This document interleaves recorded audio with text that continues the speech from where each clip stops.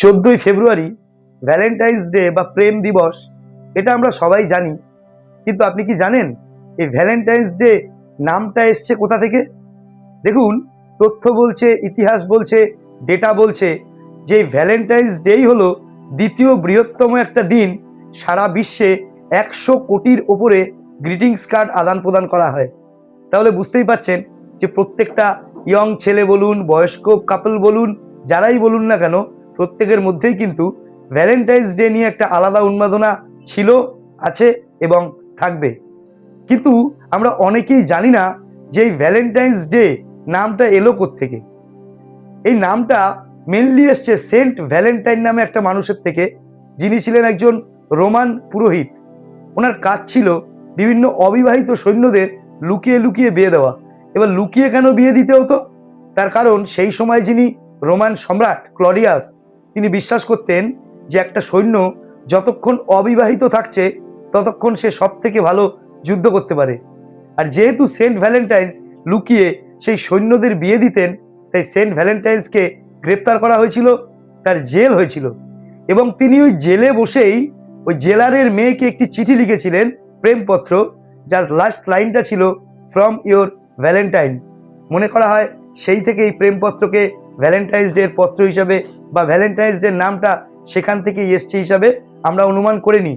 কিন্তু এই নিয়ে অনেক মত পার্থক্যও আছে, এটাকেই আপাতত ধরা হয়। কিন্তু বন্ধুরা, ভ্যালেন্টাইন্স মানেই কিন্তু শুধুমাত্র প্রেম দিবস নয়। ভ্যালেন্টাইন্স ডে মানেই শুধুমাত্র পার্কে বসা নয়, ঘুরে বেড়ানো নয়। এই ভালোবাসা যেমন শুধুমাত্র প্রেমিক প্রেমিকার মধ্যে সীমাবদ্ধ থাকে না, মা বাবা ভাই বোন, যেমন ইউরোপ আমেরিকাতে তো সবার মধ্যে হ্যাপি ভ্যালেন্টাইন বলার চল আছে, শুধুমাত্র প্রেমিক প্রেমিকা নয়, পরিবারের সকলের মধ্যেও। কিন্তু দেখুন, শুধুমাত্র ভালোবাসা দিয়েই এই ভ্যালেন্টাইন ডেটা সম্পৃক্ত নয়। সেখানে জেলখানা আছে, লুকোনো চিঠি আছে, আর সব থেকে বড় কথা, 2019 সালে যে ভয়ঙ্কর ঘটনাটা ঘটে গেল 14 ফেব্রুয়ারি, সেটা আমরা কিভাবে ভুলি? তাই বন্ধুরা, আবার একবার সেই কথাটা আপনাদের মনে করিয়ে দিতে চাই। এটাও ছিল ভারতবর্ষের 2019 সালের একটা 14 ফেব্রুয়ারি, একটা দারুণ বিকেল, যেদিন সবাই ভ্যালেন্টাইন্স ডে বা প্রেম দিবস পালন করছে। একটা আমাদের কনভয়, আমাদের সেনা কনভয় জম্মু থেকে শ্রীনগরের দিকে যাচ্ছিল, একটা বড় কনভয়।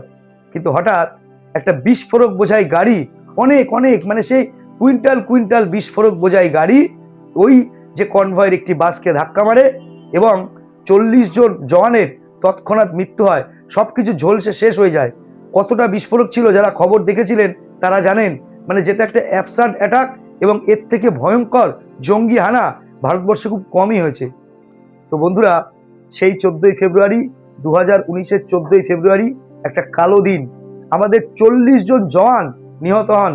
এবং শুধু তাই না, ভারত সরকার স্বাভাবিকভাবেই এই ব্যাপারটাকে খুব ভালোভাবে নেননি। ওই ঘটনার ঠিক 12 দিন পর, অর্থাৎ 26 ফেব্রুয়ারি, আমাদের ভারতীয় বায়ুসেনা পাকিস্তানের বালাকোটে গিয়ে এয়ার স্ট্রাইক করে, হামলা করে। তো যেটাকে আমরা বালাকোট এয়ার স্ট্রাইক হিসেবে জানি। অনেকেই বলবেন এর মধ্যে পাকিস্তান করতে গেল। দেখুন, এই গোটা ঘটনার দায় স্বীকার করেছিল পাকিস্তানেরই জঙ্গি সংগঠন জৈশ-ই মোহাম্মদ। তাহলে বুঝতেই পারছেন ব্যাপারটা কেন হয়েছিল, কি বৃত্তান্ত হয়েছিল। তো আমি একজন ভারতীয় হিসাবে এই ভ্যালেন্টাইন্স ডেটাকে শুধুমাত্র প্রেম দিবস হিসেবে দেখতে পারি না, শুধুমাত্র ভালোবাসার দিন হিসেবে দেখতে পারি না।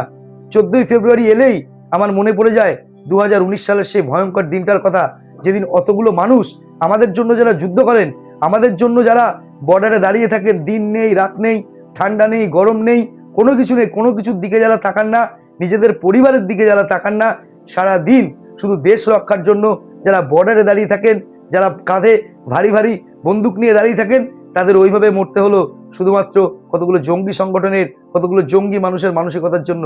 তাই বন্ধুরা, এই 14 ফেব্রুয়ারিকে শুধু ভ্যালেন্টাইন ডে বলে গুলিয়ে ফেলবেন না। সেটি আমাদের জন্য, অর্থাৎ প্রত্যেকটা ভারতবাসীর জন্য একটা কালো দিন। তাই আমরা ভ্যালেন্টাইন ডেকে শুধুমাত্র প্রেম দিবস হিসেবে পালন করতে পারবো না।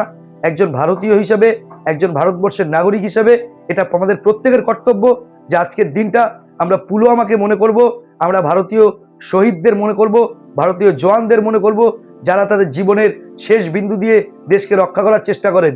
জয় হিন্দ, বন্দে মাতারাম। বন্ধুরা, আপনাদের যদি ভিডিও ভালো লাগে অবশ্যই একটা লাইক করবেন, চারিদিকে শেয়ার করবেন। এই ব্যাপারে আপনার কোনো মন্তব্য থাকলে অবশ্যই কমেন্ট বক্সে জানাবেন। আর আমার চ্যানেল সাবস্ক্রাইব করে অবশ্যই আমার পাশে থাকবেন।